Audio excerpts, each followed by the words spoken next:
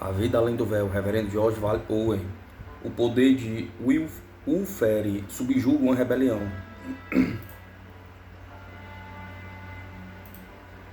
Quarta, 20 de outubro de 1920. Penso que não eram menos de 10.000, aproximadamente isso, o número dos que se agruparam abaixo das escadas diante da Casa das Ordens. Ulfere tinha seu posto sobre o topo da escadaria e esperava enquanto chegava a algum acordo pelo qual poderiam apresentar diante dela seu apelo comum. É assim na Esfera 3, já que aqui não estão completamente afastados das influências da Terra, estando apenas 2 estágios adiantados além dela. E este avanço não é tão grande para resultar em um acesso a um poder maior para educar certos elementos de fraqueza. Não é apenas um progresso para frente, mas uma preparação para o tempo em que o chamado lhe seja feito para seguirem em seus caminhos.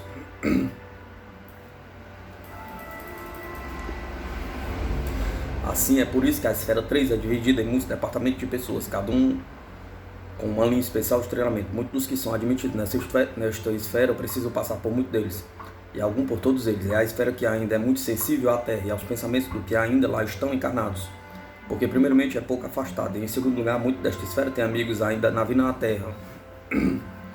Entre estes e aqueles há muitos sentimentos correspondentes, apesar de que não são muito claramente capazes de entender a causa de tal efeito, nem onde e como chegam a eles.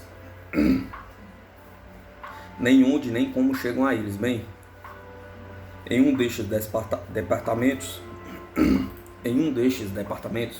Ulfere foi colocado, e esta Casa das Ordens era de onde os direcionamentos eram enviados como obrigações a serem cumpridos por aqueles daquela colônia em particular, mas nem sempre estavam contentes em levar adiante tais tarefas que lhe foram dispostas. E aqui estavam, neste momento, 10.000 deles para nos dizer por quê. Sua senhora estava sozinha no topo da escada, e nós, no grupo, em número de 21, estávamos juntos abaixo do pórtico, cujas arcadas uniam-se acima de nós, mantendo-nos afastados de alguma forma, mas sendo vistos pela multidão. Finalmente, elas lhe falou desta maneira: agora que se aquietaram um pouco, minhas crianças, eu gostaria de conhecer a sua parte. E quando acabarem, tentarei ajudá-los. Contenham-se, portanto, enquanto estes tentam dizer-me o que está errado. Então, ao topo da escadaria veio um alto e agradável homem e ficou ali por uns momentos afastado de seus companheiros. Depois disso, levantou a cabeça e falou com ela: nós viemos até a senhora para colocar o que sentimos estar não só errado, como também injusto. O que sentimos estar errado é que a senhora, uma mulher, seja colocada acima de nós, em que não estamos acostumados a uma liderança como a sua, porque temos seguido a liderança de homens, e também de homens que foram eleitos por nós para nos liderarem, e mais ainda para nos liderarem no caminho que nós mesmos indicamos. Esta é a nossa reclamação em primeira forma, e é o que chamei pelo nome de erro. A injustiça que atenta dolorosamente nossa paciência, madame, é que não fomos escolhidos para melhores locais. Isto não é uma reclamação justa de todos nós, porque há alguns aparentemente ainda não ajustados para serem elevados, nem pela extensão de trabalho, nem por ter atingido qualificações no trabalho deste reino, mas a maioria de nós está bem ajustada e muito merecedora da promoção. E este é a nosso clamor a respeito de injustiça. E esta é a nossa reclamação. Penso, disse o Alfere, meu pequeno, que você... Mas ele cortou rapidamente suas palavras e disse: não quero trocar palavras com você. Você sendo uma mulher, madame, mas proteste por assumir sua maternidade em relação ao meu comportamento. Não sou seu pequeno, madame, e peço que me trate como o delegado escolhido destes meus camaradas e que não podem obter o que gentilmente viemos pedir-lhe. Não sabemos quem a colocou aqui, nem de onde veio, mas quando nosso senhor Shona nos deixou, descobrimos que você tinha sido colocado na Casa das Ordens. Portanto, é por isso que viemos a você, esperando falar claramente. Mas somos homens maduros e capacitados, e com vontades todas nós para usarmos. Se conseguirmos o que queremos, por sua vontade, tudo estará bem. Se escolher não nos ouvir. E se eu escolher não ouvir, sim? Perguntou. Madame, peço sua resposta. Espero que elabore esta resposta sabiamente. Responderei a você, meu pequeno, disse ela. E eu não uso o termo de forma indelicada. Você é o delegado de seus companheiros aqui, e é um dos mais fortes de todos, e é É por isso que escolheram você para falar comigo. Sua força de vontade de mente não é pequena, isso é bom. Mas você as usa com falta de humildade, pelo seu próprio bem, mas mais pelo bem dos que estão atrás de você, a quem você está enganado. É necessário que eu lhe mostre o limite de seus poderes. Ele ficou parado, mas ela olhava para baixo, diretamente sobre ele, nem seriamente nem brava, mas quase casual. E contudo eu logo vi sua face ficar intranquila, e uma sombra de espanto passando por ela, e então um leve tremor de medo. Então ele subiu os degraus um por um, muito lentamente, e finalmente posicionou-se diante dela. Ela então falou às pessoas: meus pequenos, disse, se eu os chamo assim, vocês têm o direito, por sua vez, de saberem que tenho força para governar vocês e guiá-los como uma mãe poria ordem em sua família de bebês.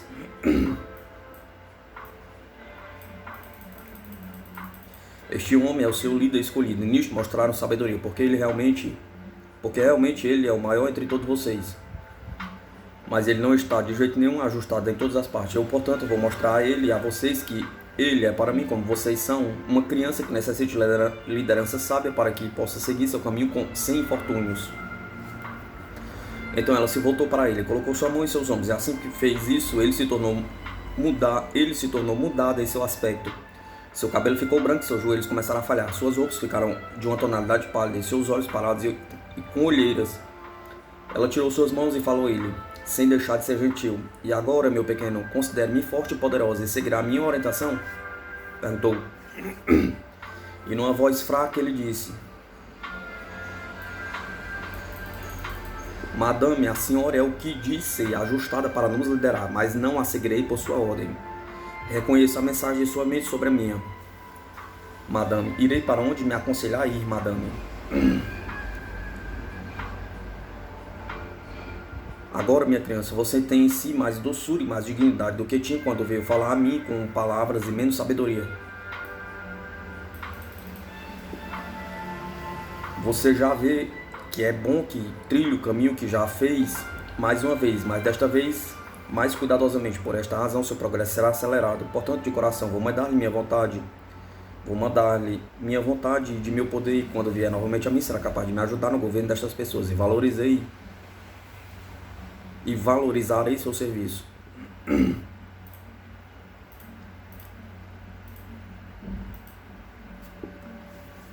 Ele ajoelhou-se diante dela, e ela impôs suas mãos sobre sua cabeça inclinada, com longos cabelos grisalhos. Então ele a deixou, e andando vagarosamente, quase parando, desceu as escadas e passou pela multidão, que se abriu à sua passagem a jornada para a esfera 1, para a qual ele fora reduzido em suas condições. Você vê, meu filho, ele não podia ficar na esfera 3, estando condicionado ao ambiente da esfera 1. Portanto, por sua própria vontade, partiu. Pergunta: é um conto bem estranho, não, Arnel? Um toque de magia oriental, você não acha? Resposta: meu filho, você tem razão, mas desta mágica eu direi. Havia e há certos poderes que os países orientais sabem usar, tais como contos de magia, como transformar um homem num animal, ou outro fim em primeiro lugar. O envelhecer de um homem, ou tirar a idade de um velho para que se torne um belo jovem. Entre estes, eles não fizeram e não fazem na carne. São versões dos homens e das mulheres também, das faculdades psíquicas, que traduzem para a linguagem da paisagem do Oriente, que coisas foram mostradas a eles lá. É a mágica das esferas que falam, e falam na linguagem de palavras, com as quais estão familiarizados. Vejo o que quer dizer, mas ainda está em dúvida. Bem, meu filho, a palavra magia foi sua. Eu preferia outra palavra, como processo ou ciência. O que lhes repassei não é sempre feito em colocações dramáticas. Foi necessário neste caso, como uma lição para a multidão de pessoas que, de alguma forma, vãs e descontentes, imaturas na sabedoria que lhe cabia pela idade. Mas apesar de excepcional, ainda assim não é raro que um homem seja rebaixado de volta para uma esfera para, desta forma, fazer um avanço mais seguro. Isto é especialmente verdadeiro nas primeiras 3 esferas, onde frequentemente se misturam numa esfera acima de seu ambiente normal. É permitido que seja assim, como aconteceu com esse, por ser a melhor forma de ensinar a necessária lição quando são vãos e teimosos como ele era. Este é o ir e vir de tudo, meu filho, um processo da ciência das esferas. neste caso atado pelas algemas do ator aos olhos daquela multidão que pode aprender desta forma, onde o raciocínio é amplo, onde o raciocínio amplo teria sido em vão. Quinta, 21 de outubro de 1920. Dos eventos acontecidos, eu tenho uma lembrança vivida, já que foi um dos trabalhos nos quais a faca do cirurgião foi introduzida rapidamente. Ela tem duas pontas, uma para a cabeça e uma para o curandeiro. O Ferry falou a eles quando seu líder já havia partido. Ela disse: nas esferas mais altas, minhas crianças, a sabedoria é de tal qualidade que capacita o líder e os seguidores a trabalhar em harmonia. A dominação do líder não é percebida, já que ambos estão sintonizados um ao outro em amor e confiança, mas aqui vocês têm pouca evolução nesta mesma sabedoria, que é necessário para que o comando e a obediência sejam definidos e pronunciados. Vocês têm necessidade nem tanto de uma liderança de um capitão em armas, mas dos cuidados do coração forte de uma mulher. É por isso que fui escolhida, mandada a vocês. Se perguntarem quais seriam as minhas qualidades para tal tarefa, responderei de boa vontade. Estou diante de vocês agora como uma simples mulher, mas tenho em minha idade séculos de trabalho extenuante aqui e acolá no universo. Há muito tempo fui mãe na Terra, como algumas de vocês foram recentemente. Desde então tenho dado pouca importância em atender aos pensamentos tão cheios de ternura como os que preenchem o coração de uma mamãe. Mas há pouco isso voltou em mim novamente, minha anterior maternidade. Agora entendo quão profundo dentro da rocha é construído este estado tão doce, a maternidade. Fui a virago pelo amor às almas, mas sou, como percebe agora, mais mãe que qualquer outra coisa. E essa, como reconheço, é a razão de minha missão aqui entre vocês. E agora, minhas crianças, convido-os a confiar no amor de mãe e na minha sabedoria. Farei melhor por vocês para que possam seguir adiante para a luz radiante, além destas colinas que limitam o seu atual reino.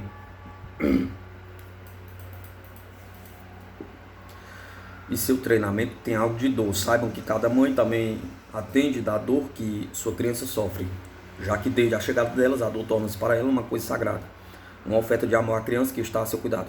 Fiquem parados, meus pequenos, e façam silêncio um pouco de tempo, e entenderão melhor o que lhes digo, e um pouco de doçura que está na dor.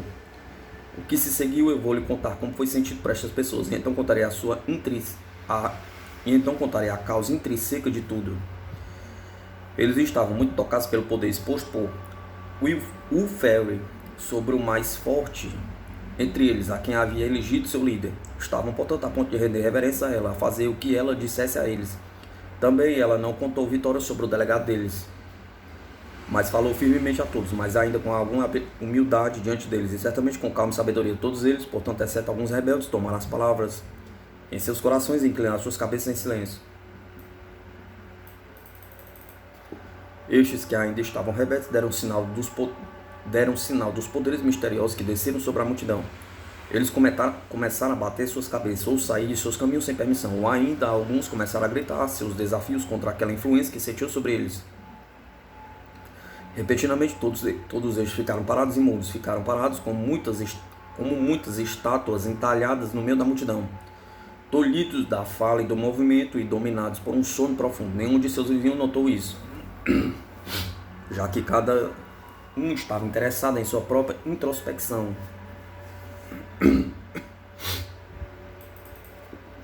Em seguida, um e outro lamentariam como se uma faca tivesse sido espetada neles.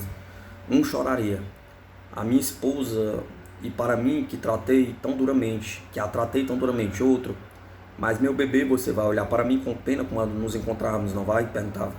Não fiz com você o que deveria ter feito como mãe, meu pequeno, mas aí meu coração de mãe está agora rasgado e sangrando, até que me chame de mamãe mais uma vez em minha aflição, meu bebê meu. Outro: se eu vier a tratá-la assim, coração querido, para pô-lo de lado quando aquela face que eu pensava ser mais limpa que a sua parecia amor líquido aos meus olhos. Não, a luz neles e nos meus foi acesa pelo amor dos céus, mas pelo reflexo dos infernos. Mas agora você se lembra de nosso velho amor e esqueça todas as coisas.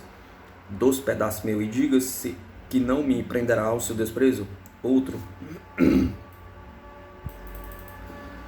Se eu pudesse mudar mais uma vez o curso de minha jornada na Terra, pensei que era bom metal, o ouro, e que valia a pena lutar por ele. Sim, lutei a luta dos homens pelos seus pertences e vi que não valia a pena nem pelo que uma criança pudesse usar para seus trocos em seus jogos do jardim da infância. Fui um idiota e idiota sou, mas sabendo disso sou menos idiota hoje. Deus me leve para algum lugar a serviço de meus companheiros, dos que pensei em governar com o que para mim era de tão grande valia. Outro da mesma forma. Mas onde achei tudo isso quando eu vim para cá? Perguntava. Não eram mais meus todos aqueles campos e suas construções e casas. Eles evaporaram, transformando-se em nada, e fiquei sem propriedades ou chalés em meu nome. Hoje sou um pobre homem por ter tido aquelas coisas, atrapalhei a tantos e a mim não menos, no final das contas. Assim se seguiu, eles murmurando tais frases, enquanto a muitos uma lágrima ou a outros um soluço, testemunhava a angústia dentre eles e, para encher de seus corações, não deixava espaço para mais nada, mas explodiram desta forma, numa expressão exterior. Mas ninguém ouviu ou cuidou de outra em sua busca, já que cada um tinha o que fazer para que pudesse sustentar seus próprios assuntos nestas relembranças. Depois de muito tempo, Ulfere falou-lhes. Ela disse: E agora, meus pequenos, eu os chamo de volta do passado, onde estiveram semeando trigo para a presente colheita. Bem, prometo que terão bons frutos em suas mãos. Mas façam seus caminhos agora para suas casas, e pensem mais naqueles que sofreram pelos seus erros, e então nos encontraremos novamente para um conselho mais tarde. Vocês não ficarão sem resposta enquanto prestarem reverência ao silêncio, pois os que lhes concernem serão certificados de suas necessidades e trarão conforto a vocês. Mas pouco de vocês vão ouvi-los, mas farei isso por vocês. Por isso, sejam diligentes em manterem-se de mente clara e sejam bondosos aos seus companheiros.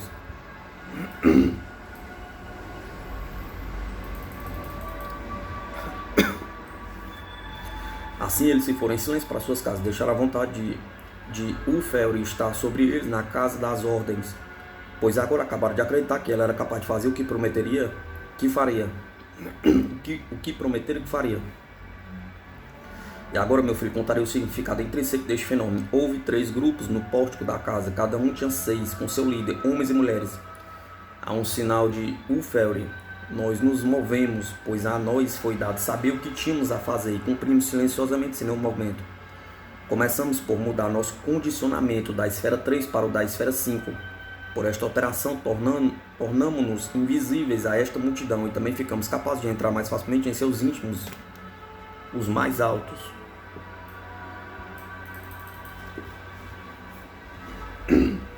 Desta forma, invisíveis, um 7 avançou para o topo da escadaria e ficou em fila. Outros 2 7 foram em direção à multidão e circundaram-na pelos 3 lados.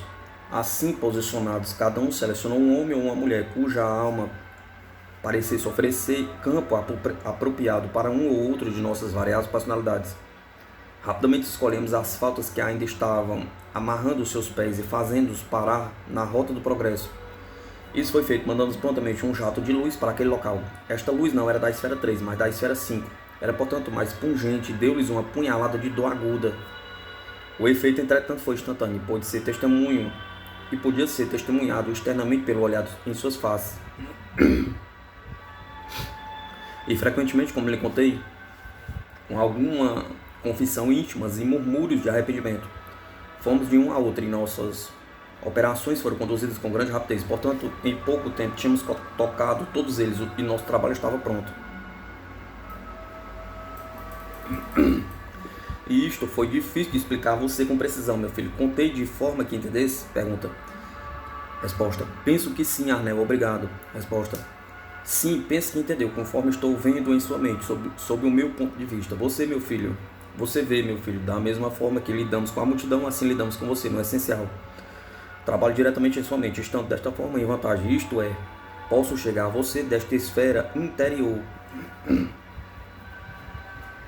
Agora devo lhe dizer mais uma coisa. E então meu conto estará completo. Aqueles rebeldes foram deixados, um aqui e outro acolá, quando a multidão se dispersou. Pergunta, quantos ficaram? Resposta.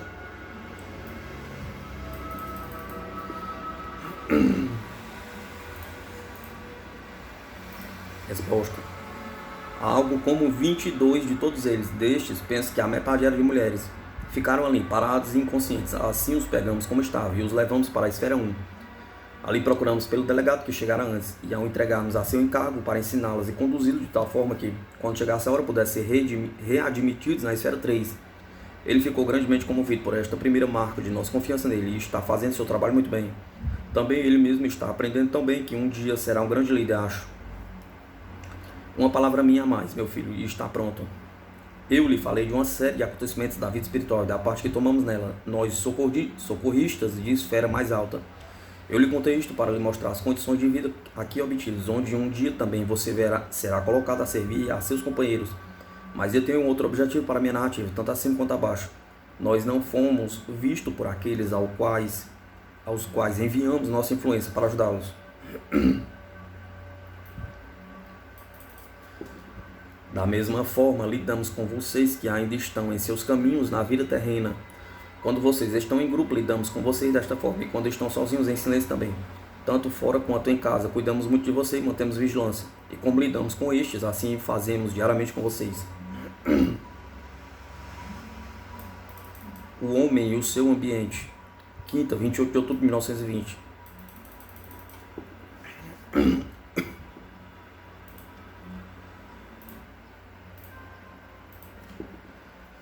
Esta mesma esfera 3 é aquela a qual tantos de vocês veem tão logo passam pela morte. Seria talvez de muito interesse de vocês se eu pudesse explicar algo com mais detalhes,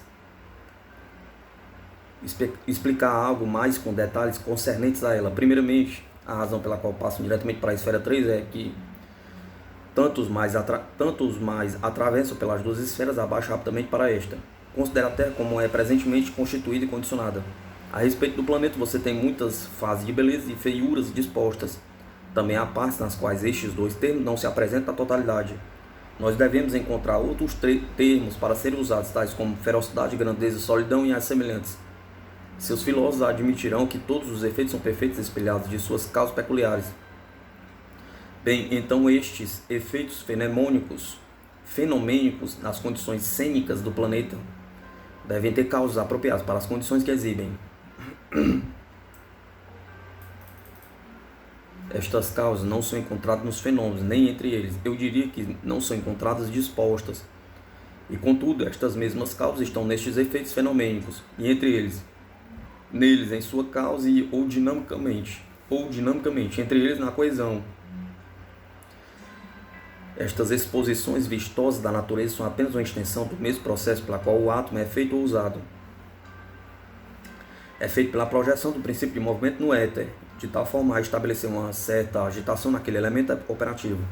Ao mesmo tempo em duas fases. Essas duas fases podem ser grosseiramente chamadas de espiral e centripetal, as quais, combinando-se dinamicamente, produzem como resultado o átomo. A agitação da qual eu falei tem criado alguma perplexidade em sua mente, meu filho. Não sei se meu inglês vai servir muito bem. Você vê que sou limitado por suas limitações mentais e também você não é tão maleável quanto eu desejaria que fosse. Tenho que agarrá-lo enquanto se eleve, e aí mais ainda, você frequentemente desliza aí. Pergunta do médium. Arnel, resposta.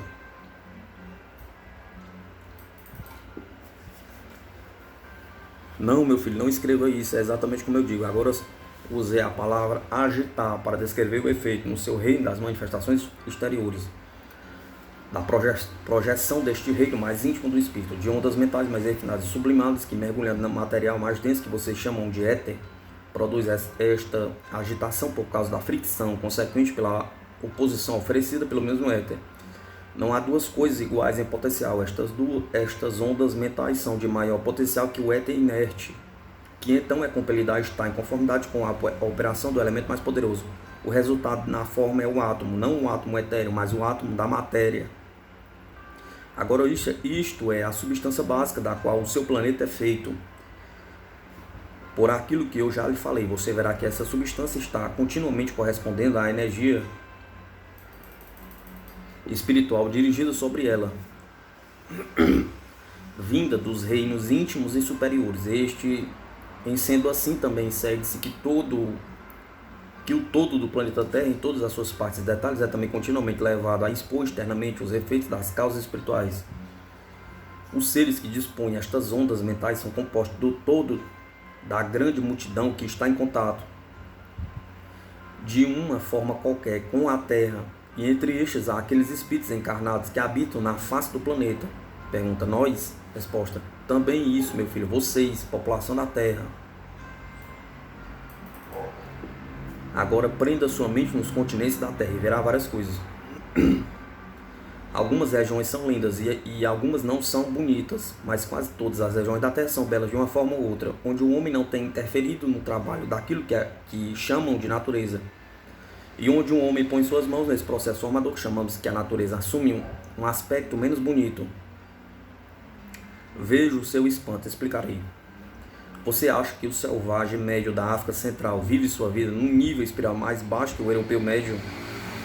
Contudo, o país dele é mais belo e mais genial no clima que o seu. Bem, esta última estimativa teria que ser modificada para ser correta, mas deixemos passar como material para argumento, servirá.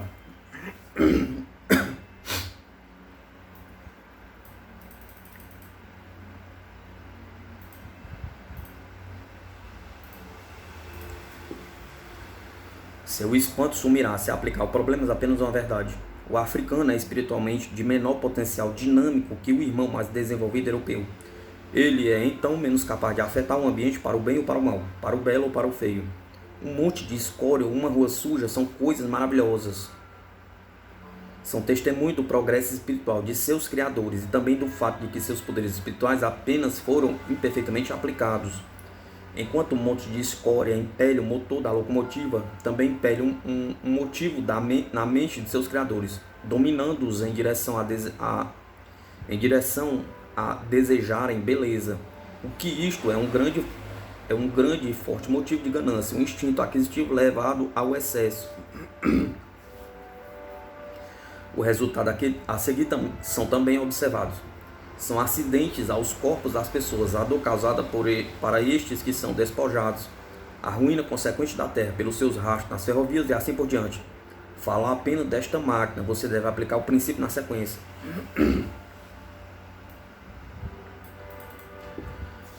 É mesmo assim, contudo, tudo isso testemunha o fato de que o europeu atingiu um estado mais alto de desenvolvimento que o africano, digo espiritualmente, porque seu desenvolvimento é, por último, espiritual.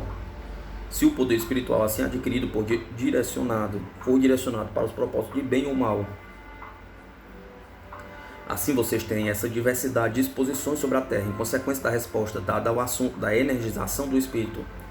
Assim é na esfera 3, eu expus esses fatos elementares para que você pudesse mais rapidamente captar as condições da esfera 3. Delas falarei quando sentar para mim novamente, para uma nova sessão. Terça, 2 de novembro de 1920.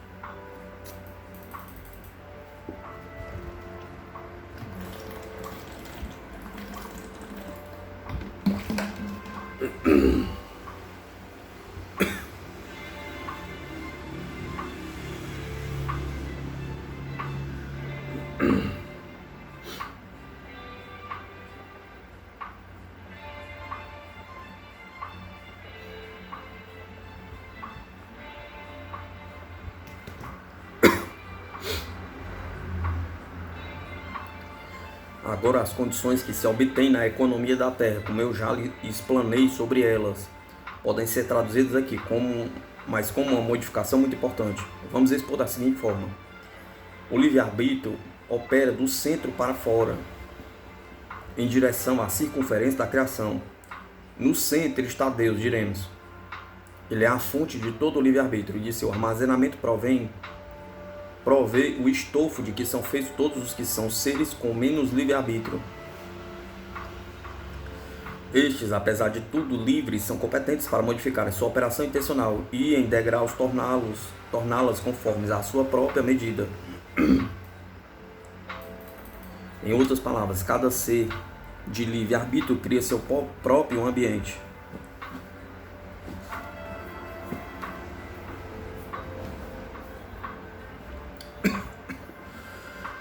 Conforme vamos indo em direção ao centro, a liberdade será exercitada cada vez mais e mais, de acordo com a mente de Deus. É por isso que o ambiente destes altos seres torna-se mais subjetivo. Quanto mais alto subamos, ou torna-se mais objetivo, quanto mais baixo se vá, ou quanto mais nós nos aproximamos da circunferência. Na Terra, o ambiente é muito grandemente objetivo.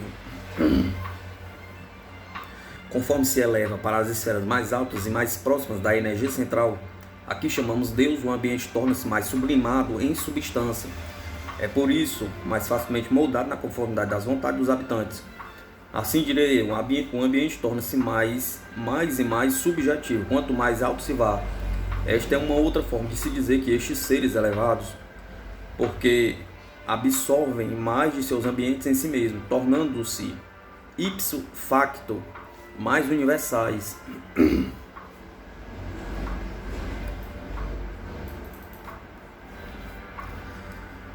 Abarcam em si mais conteúdo de espaço ou seres, ou qual contagem queira usar para considerá-los acima em vários degraus de poder.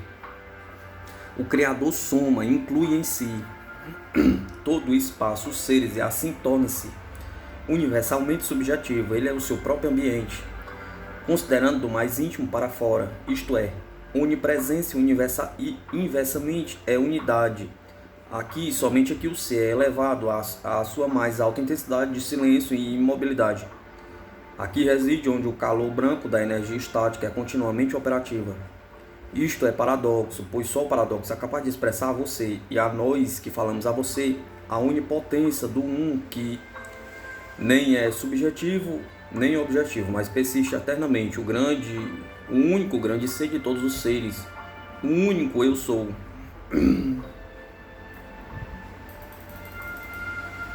Agora você verá que quanto mais para fora vamos do espírito em direção à matéria, mais objetivo se torna a substância da qual nosso ambiente é feito. No planeta Terra é francamente material. Na região mais próxima acima da Terra é menos material e mais etérea. Depois então é etérea. E depois é mais espiritual que etérea. E depois então é espiritual. E então é espiritual mais e mais sublimada. A modificação do qual falei é a remoção do ambiente material ou sua reposição pelo espiritual. Tente imaginar o que isso significa entre o livre-arbítrio e a expressão exterior em forma. Pense em todos os processos intermediários que acha necessário para materializar um pensamento na Terra.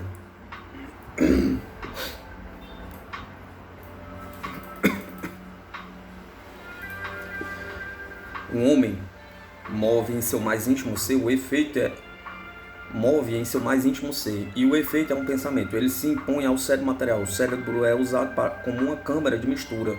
Então, quando os elementos são misturados na proporção certa, uma mensagem é enviada para a mão, ou pés, ou olhos, ou todos eles ao mesmo tempo. Eles trabalhando em conjunto, produzem a planta de um prédio. Ele é entregue para outro homem. Ele agrupa especialistas e ele, por sua vez, juntarão madeira, ferro e pedra e outras coisas materiais. Então farão construir sua casa.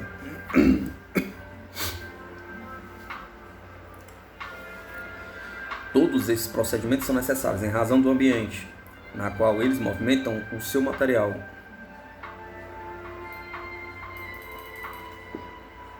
Mas ao atravessar para cá, através da morte, em apenas uma operação, desprende-se do ambiente da matéria e começa logo a operar no ambiente espiritual. Todos esses processos intervenientes são eliminados e a mente atua diretamente sobre o ambiente e toma a expressão de forma. O efeito é, por isso, não mais imediato em resposta, também mais claramente aparente. Então, aparente é, de fato, que não é possível habitarem juntos os que são diferentes em temperamento. Tudo seria confusão.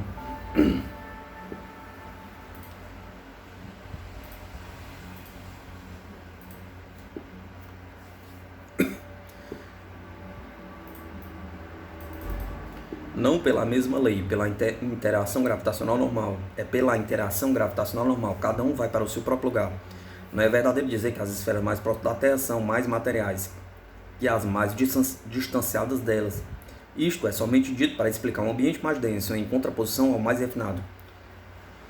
Mas mais próximo à Terra, um ambiente realmente parece, para os que acabaram de chegar, muito mais material, porque ainda não aprenderam completamente a grande mudança que lhe sobreveio em seu estado subjetivo. O novo estado responde ao seu novo ambiente, tão naturalmente que, até que comece a fazer novas coisas, não percebe quão mais responsivas que as da Terra são as substâncias básicas daquela esfera a qual acabaram de chegar. Eles encontrarão isso então, e muito frequentemente com choque, como criança e fogo.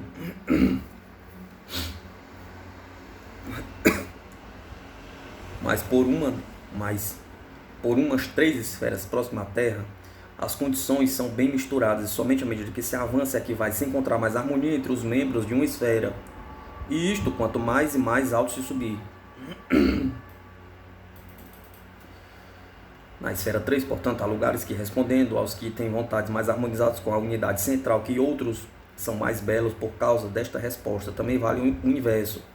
Agora, meu filho, vocês, população da Terra, têm estado preocupados nas últimas gerações em classificar pessoas como boas, aquelas que vão para os céus, e como más, as que vão para os infernos. Mas pense, se estas duas regiões são encontradas ali e nenhuma outra mais, onde fica a Terra em relação a estas duas? Pergunta. Digo-lhe que a Terra nem é céu e nem é inferno no total, mas tem em si algo de ambos. E isto já lhe falei nas mensagens anteriores. Nós aqui, olhando para seus corações, achamos que há algo mais próximo que tudo do céu, e outras que são completamente do inferno, e outras que são meio a meio. E é assim, portanto, nestas 3 primeiras esferas do Espírito. Não há limites marcantes para os infernos, a descida para lá é gradual. E no caminho são encontradas pessoas de todos os graus de baixezas. Assim, tendo dito a você algo da esfera 3 e sua espantosa constituição, posso continuar a expor a você alguns dos acontecimentos que testemunhamos ali. E isto será feito através de seu próximo bom serviço de escrever por mim, meu filho. O resultado de uma tragédia na Terra. Quarto, 3 de novembro de 1920.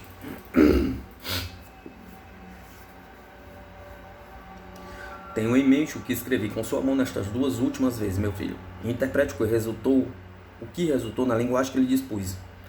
Arrependimento é, nem mais nem menos, um reajustamento da personalidade ao seu novo ambiente.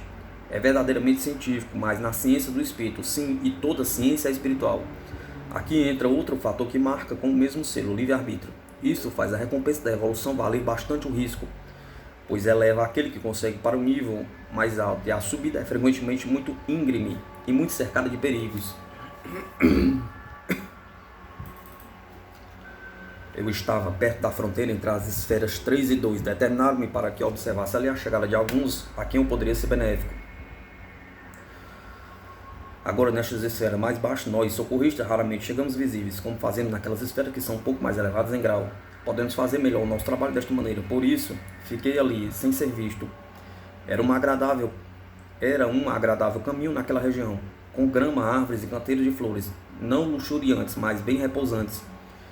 Um desvio saía da lateral florida em direção aos planos mais baixos da esfera 2 e mergulhava abruptamente algumas jardas além da encosta, depois, mais abruptamente ainda, atingindo o vale embaixo, onde, como era vista desta elevação, estava escuro e nublado.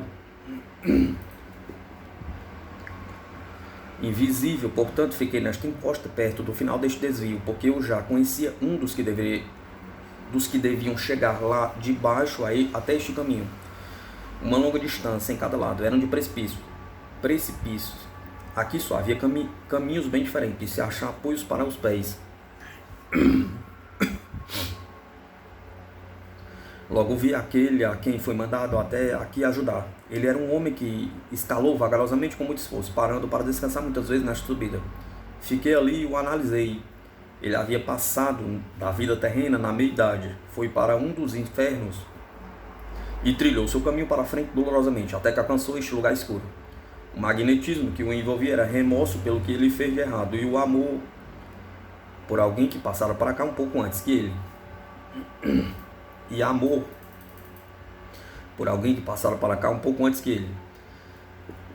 Essa pessoa louca por tanta angústia jogou-se nas águas e sua vida saiu dela. Ela veio então para a esfera 1, mas foi especialmente guardada, já que havia sofrido muito nas mãos dele e logo estava apta para direcionar sua mente para um avanço em direção à luz. Eu o observei enquanto ele parava para descansar um pouco.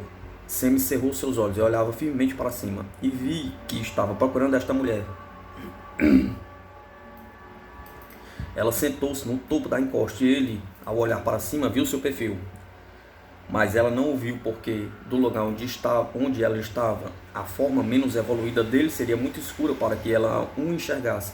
E entre as rochas do local ele se moveu. Para ele estava quase invisível.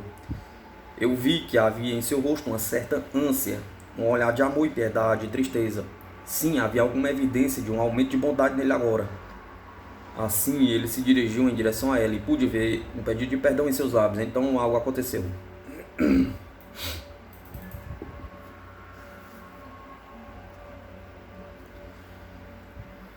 Ao longo da estrada, abaixo da encosta, vinham duas pessoas. Uma era uma mulher de muito brilho e a outra, um menino de uns 10 ou 12 verões.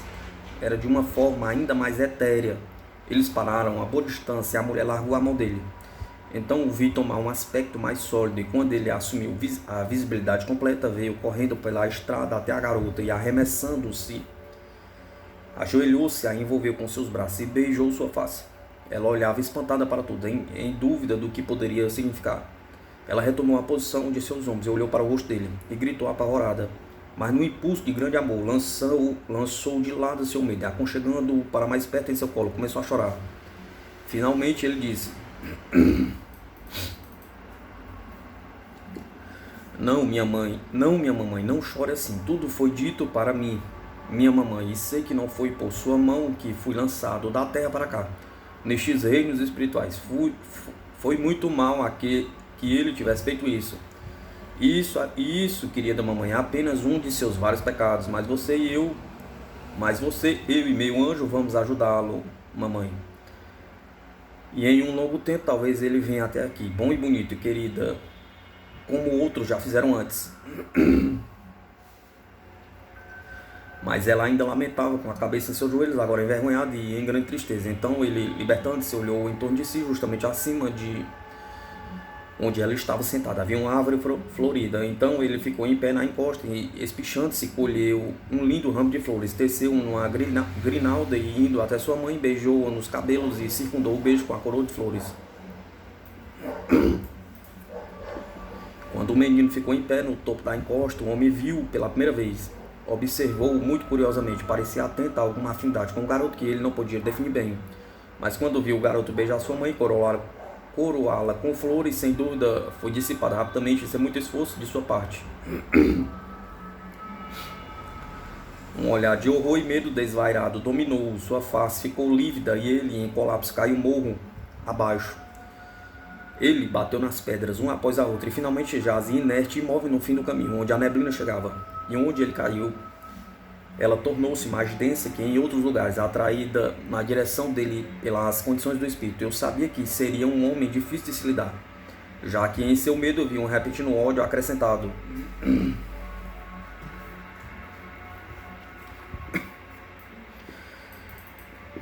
A garota não ouviu nem o menino. Quando o homem gritou, ela ficou quieta por instantes para escutar, como se estivesse escutando alguns ecos abafados e distantes, mas ela não fez nada mais que isso. Assim o menino estendeu suas mãos para ela e convidou-as a levantar-se e vir com ele para uma clareira, em um lugar mais bonito que qualquer um por ali. Então ela foi com ele e eles se aproximaram da mulher mais velha. Ela havia visto tudo a que eu assistira. Ela viu o homem subindo e o viu cair. Notei isto em seus olhos, havendo lágrimas de piedade onde antes brilharam pérolas de amor. E ela suspirou pelas memórias de ontem que se derreteram na luz do amanhã.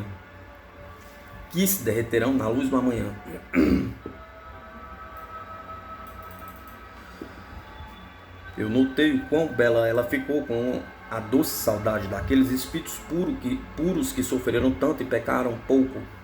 Ela havia passado para cá, vinda da terra, uns 15 anos antes que o menino, a qual cresceu na vida espiritual, chegando da terra bebê, mal tendo dado meia dúzia de suspiros, lançando para cá pelas mãos de um assassino. À medida que ela ficou mais visível ao tomar as condições da esfera 3, a moça chegou mais perto. Quando viu a mulher, ficou muito pálida, ajoelhando-se, encostou sua cabeça no chão, soluçando sem cessar. Sua linda cabeça ruiva abaixou-se e foi de encontro a ela.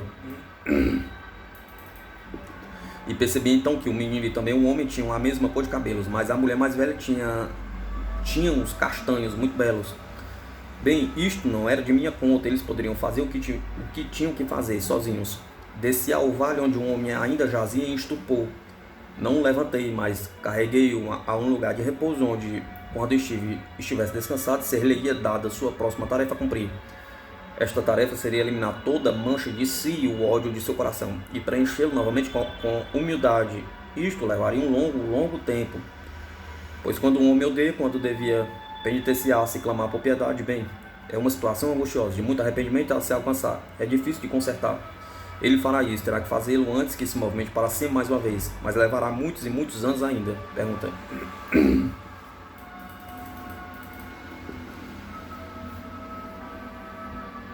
Suponho, Arnel, que você e a mulher mais velha podiam vê-la quando ele caiu, porque eram ambos de uma esfera mais alta que a moça. Resposta. Do que a moça mais jovem, que ainda era da esfera 3. É assim, meu filho, mas eu lhe dei 2 mensagens antes desta de hoje, como chave para detalhes como este. Sim, a mulher mais velha e eu tínhamos um campo de visão mais amplo, em correspondência com o ambiente que a mulher mais jovem. Ou o menino que naquela hora estava condicionado para a esfera 3. E o homem, claro, tinha o menor campo de qualquer um de nós.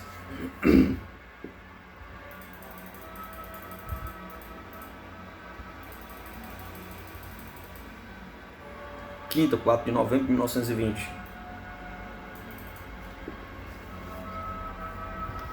Havia um brilho jovial nas águas que ondulavam gentilmente como ouro líquido. O bater das ondas na areia era macio e repousante como beijos de uma criança sonolenta. Na mão de sua mãe, enquanto ela lhe canta canções de Niná. Tudo era repouso e o ar parecia exalar suspiros de ternura. Verdadeiramente sabíamos aqui neste plano como tais coisas como esta realmente respondiam às presenças benignas que das esferas acima enviavam para baixo para informá-los de sua influência ativa. Um pouco afastada da orla estava uma floresta. Ela se estendia para o interior por muitas milhas, mas aqui havia uma alameda entre as árvores que saía da costa indo para uma ampla clareira onde estavam muitas casas. Elas estavam todas em seus próprios jardins e algumas eram muito grandes, mas a maioria era de pequenos chalés.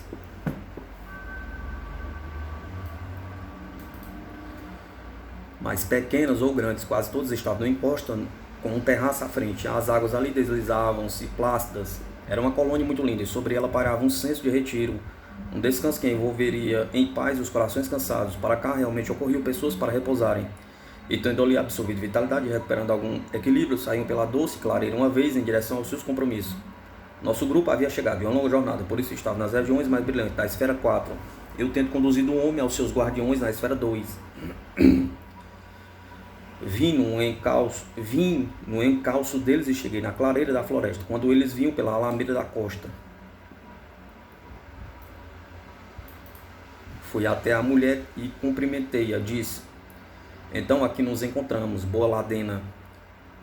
E penso que foi bem na hora. Iremos, se for de seu gosto e do deles, para o final da clareira para olhar a casa, então voltar para a costa para cumprimentar o jovem James, pois penso que já está chegado no nosso alcance de visão. Assim fomos até a casa. Não era da mais ampla, nem das menores. A arcada era quase escondida por flores de muitas cores e formas que cresciam em ramos sobre ela. Era uma das mais lindas abóbadas dali e dava uma visão de frescor que expressava a vitalidade do proprietário. Então nós voltamos e seguindo pela alameda para a costa.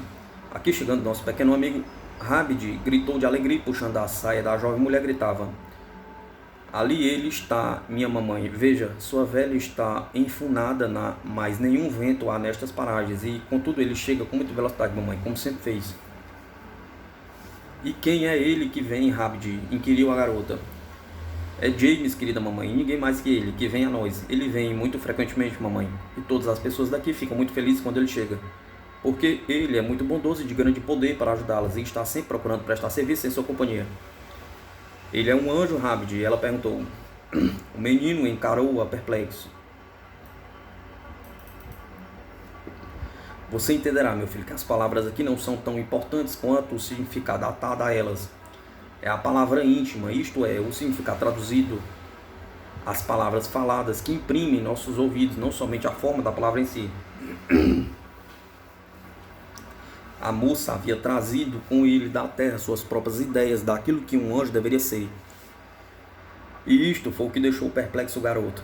Mas ele logo conferiu o significado que ela daria e respondeu: ele é jovem em idade, minha mamãe, e chegou a ser espírito depois de mim. Mas ele já era um anjo ainda na vida na terra, pois ele foi muito bom e muito bravo em fazer grandes sacrifícios por amor. Por isso, quando ele chegou aqui, ele progrediu rapidamente, querida mamãe. E nesta hora, a face do menino ficou tomada de uma ternura profunda e uma grave reverência, e ele acrescentou: mas eu o amo muito e ela me ama muito também, minha mãe. E ele fala comigo, ele fala comigo e me diz coisas. De que coisas, Rabdi? Ele lhe fala, querido, perguntou. De muitas coisas, mamãe. Ele me fala sobre o Cristo e o uso do Cristo acima de tudo. Porque ele diz que temos nossas faces voltadas para lá e devemos saber muito deles. O quanto possamos para andarmos na estrada à frente com firmeza e direção segura. Então ele me diz que os corações das árvores trabalham para uma árvore ser verde e outra marrom, e uma reta e outra ampla. E algumas vezes, minha mamãe, ele me fala de você, de mim, Rabdi querido. O que está me dizendo, minha criança? Mas é claro, minha mamãe, ele sabe de muitas coisas sobre muitas pessoas, mais do que as pessoas desta ordem, desta esfera sabem. É por isso que ele sabe de você também. Mas ele conhece todo o mundo da terra e seus compromissos? Pergunta. Nunca pensei nisso desta maneira, respondeu o menino, hesitando. Então ele continuou, mas vagarosamente, pensativamente. Pensa, querida mamãe, que é porque ele ama ser pequeno, amigo de Rabdi. E você é a mamãe de Rabdi. James me ama muito bondosamente, querida. Ele e Ladena ensinaram-me como amar você também. Há muito amor nestes reinos.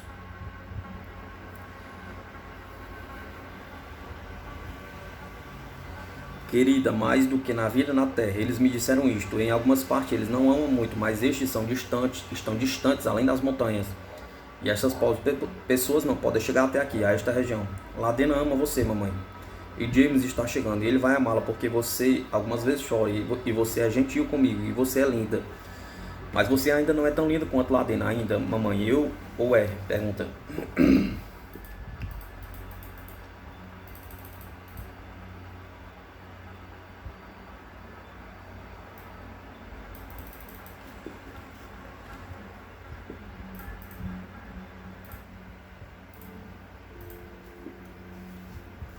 Em resposta, ela parou e beijou nas sobrancelhas, onde seus lindos cachos de cabelo chegavam aqui e ali em sua pele clara e brilhante como mármore. Então eu intervi e disse: bem, Rabdi, meu pequeno filho, sua galanteria não lhe foi ensinada na terra, e não há nada pior que aquilo deveras.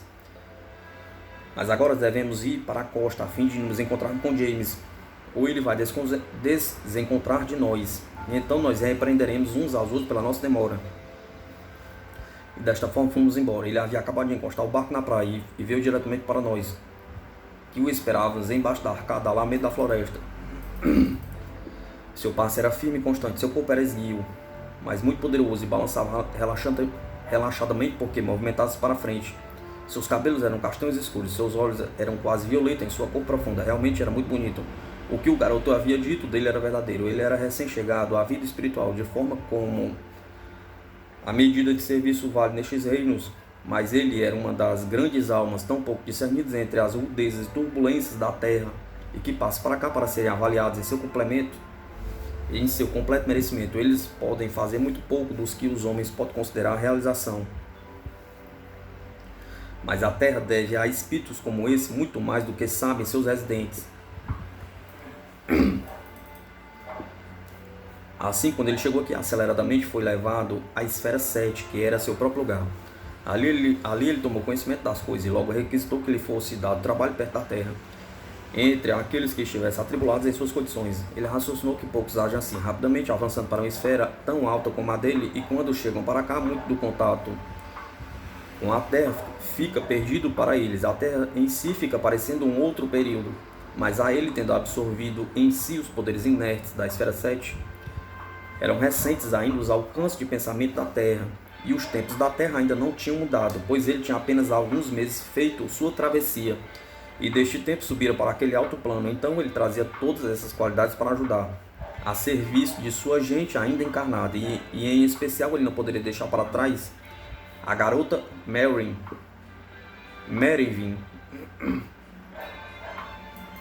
Pergunta: a jovem mamãe? Resposta: ela mesma. Não lhe dou os nomes terrenos aqui, sem dúvida não achei necessário investigar quais seriam, e estes serviriam muito bem. Então isto era o que eu devia falar sobre ele, por agora. Nesta esfera 4 ele tinha um posto onde cumpria suas obrigações quando estas o levavam para estas paragens. Muitas vezes em seu caminho a estas regiões mais próximas da Terra ele parava em uma casa ou outra, nas esferas intervenientes, já que ele tinha uma casa em cada uma das esferas, da 7 até a 4, desta última. Ele fazia suas saídas para os infernos, mas não residia ali. Faça suas perguntas agora, meu filho. Eu as vejo em sua mente. Pergunta: como o barco andava, já que não havia vento? Resposta: ele tinha uma instalação de velas. A vela não era o propósito do vento, mas como uma tela. Nela, a corrente de poder da vontade é dirigida pelo velejador, e a tela, estando em posição, move o barco para frente. Esta é a melhor maneira que encontro para dizer isso. O processo é dos mais usados naquela esfera. Há outros. Algumas vezes, em lugares mais rudes, há vento, mas não é frequentemente usado para locomoção. Pergunta: há quanto tempo James e um menino se conheciam? Resposta: James viera para cá 4 anos depois da garota, Red alguns meses antes dela. Foi o conhecimento da forma da morte dele que acelerou a chegada dele para cá. Tudo foi escondido naquele momento, mas ela descobriu isto, a desvairou. James, como lhe disse, foi quase direto para a esfera 7. A garota Marin permaneceu longo tempo na esfera 1. E mais ainda na 2, ele a ajudava através de Ladena, até que ela pudesse encontrá-lo na metade do caminho, a saber, na esfera 4. Antes disso, ele não poderia lidar com ela como ela gostaria. Ele a amara muito na vida terrena, então a sombra desceu sobre ela. Ela não sabia por quem a sombra foi lançada, mas ela esfriou pela necessidade. Apesar de que seu coração estava partido por amor a ele ainda. É melhor não prolongar mais, meu filho. É uma das muitas tragédias da vida que aguardam um foco de luz destas esferas. Isto é onde o inferno está localizado para muitos, mesmo dentro dos raios da luz, que sendo para eles como escuridão. Mesmo assim mostram cada mácula e cada vergonha secreta em pensamentos doentios, pois nada aqui pode ser escondido. Você sabe de que forma ele disse: por causa das más ações eles odeiam a luz. Luz e Deus, meu filho, estão próximas aqui. Pergunta: a casa da clareira que mostrou a garota era a casa de James? Acertei, Arnel? Resposta: sim, era a casa dele na esfera 4. E as pessoas daquela colônia nunca estão completamente felizes quando a luz de sua presença não é vista ali. Disto direi mais em seguida.